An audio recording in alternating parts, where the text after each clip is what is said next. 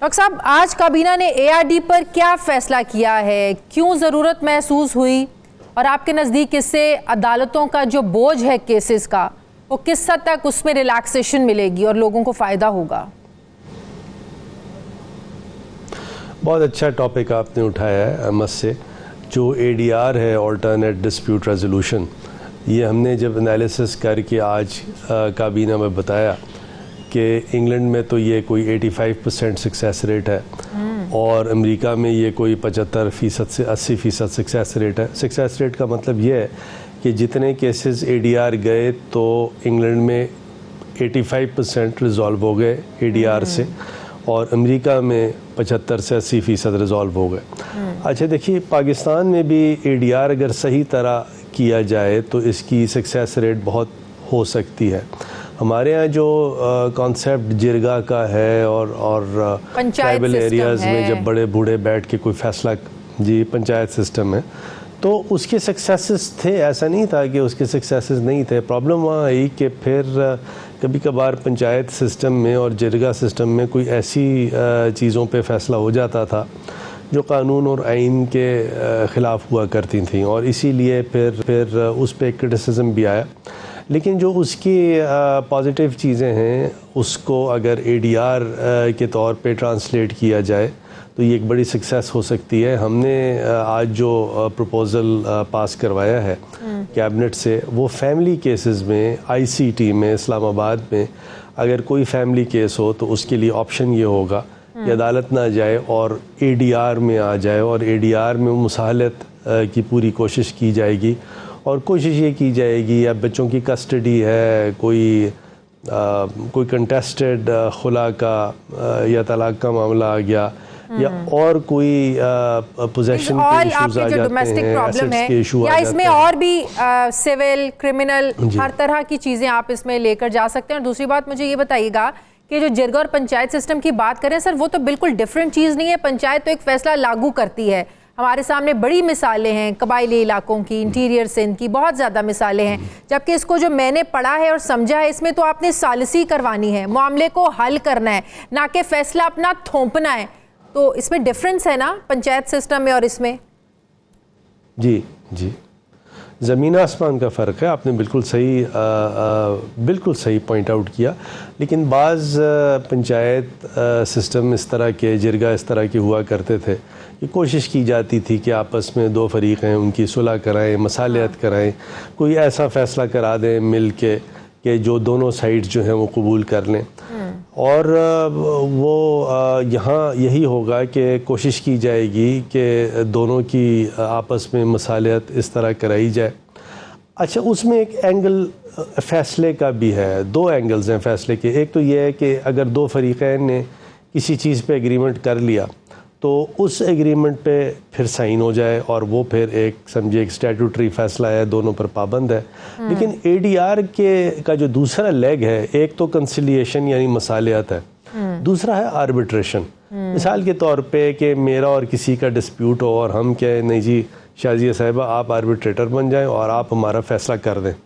تو actually court سے ہٹ کے وہ پھر پنچایت سسٹم یا جرگئی سسٹم ہے کہ بالکل ایک فیصلہ صادر آربیٹریٹر کرتا ہے، لیکن arbitrator is bound by the law, اس کے جو اصول ہیں. تو پھر اگلا سٹیپ اسی پہ جانے ہیں، اور اس پہ پھر یہ تو اب فیملی کیسز ہیں، لیکن اس کے بعد پراپرٹی کیسز ہوں گے، کمرشل کیسز ہوں گے. کوشش کی جائے گی کہ یہ ایک آلٹرنیٹ ڈسپیوٹ ریزولوشن جو اس کا نام ہی ہے، ایک زبردست طریقے کا ایک یہ ٹیئر مطلب ابھی تک فیملی میٹرز تک ہی یہ آپ لوگ ریسٹرکٹ کر رہے ہیں، اس میں مزید بعد میں چیزیں ایڈ آن کی جائیں گی. لیکن یہ سینٹرز کیسے کام کریں گے؟ کون لوگ ان میں شامل ہوں گے؟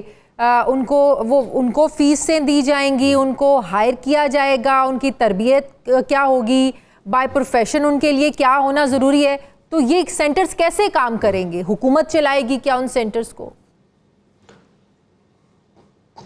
دیکھیے، ایسا ہوا تھا کہ اسلام آباد ہائی کورٹ نے، یعنی اسلام آباد ہائی کورٹ کے بڑے معزز چیف جسٹس صاحب ہیں، جسٹس اطہر من اللہ صاحب، ان سے لا منسٹری مشاورت کے بعد ایک پینل تشکیل دیا گیا، اور ہم نے آلموسٹ وہی پینل رکھا جو انہوں نے سجیسٹ کیا, اور وہ ڈفرینٹ شعبوں سے جو لوگ وابستہ ہیں ان کا ایک پینل بنایا گیا ہے. یعنی ڈاکٹرز کا الگ ہے, مولوی حضرات کا الگ ہے, ٹیچرز کا الگ ہے, اور ڈفرینٹ لائرز کا الگ ہے.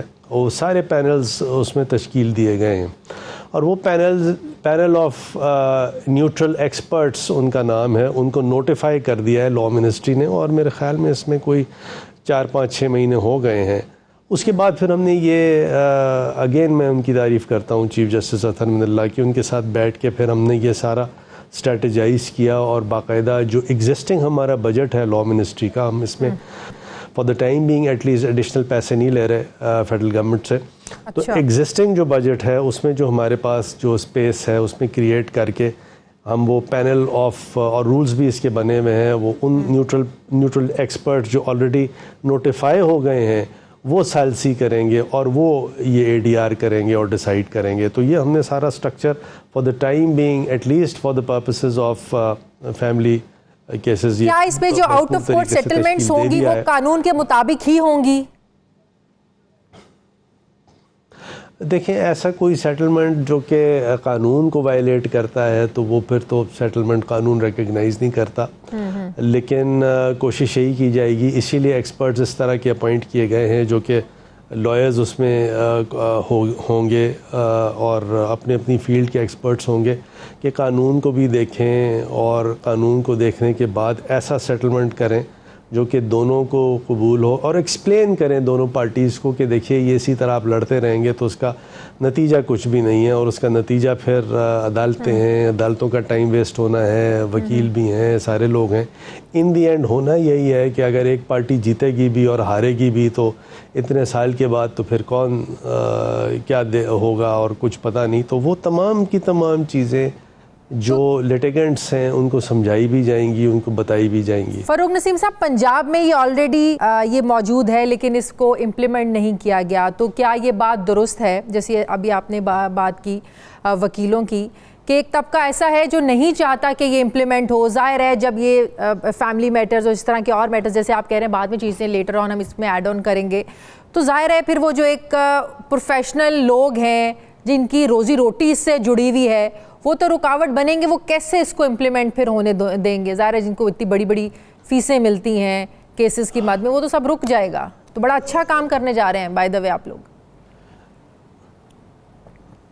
Thank you very much. دیکھیں, میں کسی کو بلیم نہیں دوں گا, لیکن یہ بات ضرور ہے کہ اب جیسے انہیریٹنس لاء کی ہم نے سارا یہ لاء لائے تھے, اور اب دیکھیے کہ وہ 15 دن میں نادرا جو ہے وہ سرٹیفکیٹس انہیریٹنس کے دے رہا ہے, جبکہ سال لگتے تھے اس میں. اس میں کافی ریزسٹنس ہمارے وکیل بھائی ہیں ان کی طرف سے آئی تھی, اور وہ یہی تھا کہ وکیلوں کی روزی روٹی. اچھا, وہ دیکھیں وہ ٹھیک ہے, میں بالکل اس کو اپریشیٹ کرتا ہوں, میں خود لائر ہوں, لیکن at the end of the day ہم نے پبلک گڈ کو دیکھنا ہے. ایک اچھا وکیل وہ ہوتا ہے جو پبلک گڈ کو پہلے دیکھے گا, وہ اپنی چیز, اپنی سہولت, اپنی فیسوں کو بعد میں دیکھتا ہے. پہلے وہ دیکھتا ہے کہ اس عمل سے کیا عوام الناس کو فائدہ ہے, لوگوں کو فائدہ ہے. آپ دیکھیے ڈفرینٹ طبقوں کے یہ کیسز, فیملی کیسز آتے ہیں, غریب لوگ بھی ہیں, مڈل کلاس بھی ہیں, کچھ امیر لوگ بھی ہیں. تو یہ فیسلٹی جو ہوگی, مجھے یہ لگتا ہے کہ ICT میں یہ بڑی زبردست فیسلٹی ہونے جا رہی ہے, اور یہ کورٹوں کا ایک بھرپور برڈن جو ہے وہ ختم کر دے گی فیملی کیسز کی حد تک.